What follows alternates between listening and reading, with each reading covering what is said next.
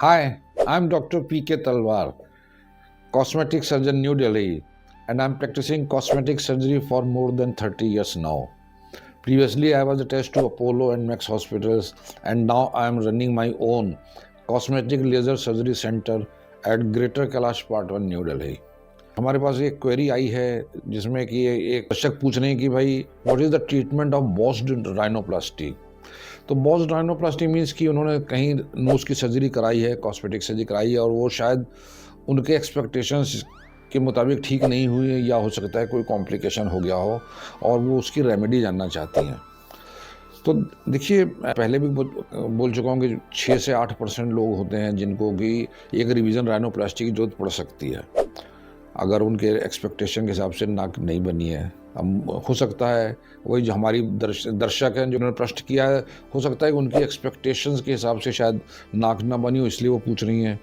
या फिर कई बार ऐसा होता है कि कोई कॉम्प्लिकेशन भी हो गया हो, उसके कारण भी जो है उनको दिक्कत आ रही हो। अब वो कॉम्प्लिकेशन क्या है उन्होंने हमें बताया नहीं है, लेकिन जो डिफरेंट तरह के कॉम्प्लिकेशंस होते हैं उनको सुधारा जा सकता है, उनको इम्प्रूव किया जा सकता है।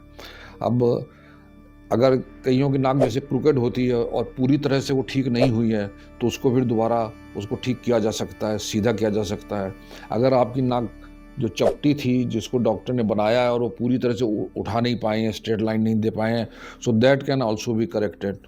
आपकी टिप में अगर कोई डिफॉर्मिटी हुई है तो उसमें भी कार्टिलेज लेके उसको टिप को और सुंदर बनाया जा सकता है। अगर आपकी नाक की हड्डी की चौड़ाई ज़्यादा है या नथुनों की चौड़ाई ज़्यादा है और वो पूरी तरह से ठीक नहीं हुई है, या एक नथुना बड़ा छोटा, कई चीज़ें होती हैं, कई तरह की प्रॉब्लम्स हो सकती हैं। डिपेंड करता है कौन सी टेक्निक यूज़ हुई है कि नहीं हुई है, आपकी एक्सपेक्टेशंस क्या थी, और या कुछ ऐसे इन्फेक्शन वगैरह तो नहीं हुआ। तो इधर मल्टीपल फैक्टर्स जिसके कारण कि आपको शायद अच्छा रिजल्ट नहीं मिला है।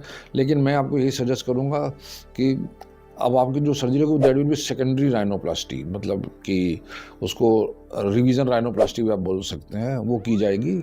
और ये थोड़ी डिफ़िकल्ट होती है। डिफ़िकल्ट इसलिए होती है कि इसमें काफ़ी स्कारिंग हो चुकी होती है, आपके हड्डी और कार्टिलेज को ऑलरेडी तराशा जा चुका होता है। तो इसके बाद कितनी अवेलेबिलिटी है टिश्यूज़ की, कितनी स्कारिंग है, मल्टीपल फैक्टर्स पे डिपेंड करता है कि आपका आउटकम क्या रहेगा। लेकिन ये एक चीज़ मैं हमेशा बोलता हूँ, हर पेशेंट से बोलता हूँ कि भाई there is always scope for improvement. क्या मतलब है कि अगर आपकी नाक अच्छी नहीं हुई या कोई कॉम्प्लिकेशन है तो उसको सुधारा जा सकता है, उसको और इम्प्रूव किया जा सकता है।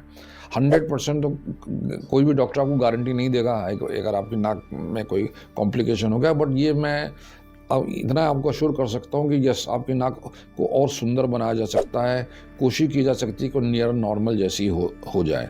तो दिस इज़ रिवीजन राइनोप्लास्टी और सेकेंडरी राइनोप्लास्टी जो आपके लिए की जाएगी। तो मेरा यही एक सुझाव है कि आप अपने शहर के किसी भी योग्य कॉस्मेटिक सर्जन से संपर्क करें जिनको एक्सपीरियंस हो इस तरह का, और अपनी प्रॉब्लम डिस्कस करें, उनको अपनी नाक दिखाइए, and then I am very sure कि वो आपको एक सच्ची राह दिखाएंगे, और अगर वो कर सकते हैं तो वो आपकी नाक को और सुंदर भी बना देंगे। तो मुझे उम्मीद है कि जो मैंने एक्सप्लेनेशन किया है अब अच्छी तरह समझ गई है, और मैं आपको सिर्फ यही कहूँगा कि there is always scope for improvement, and all the best to you. Thank you very much.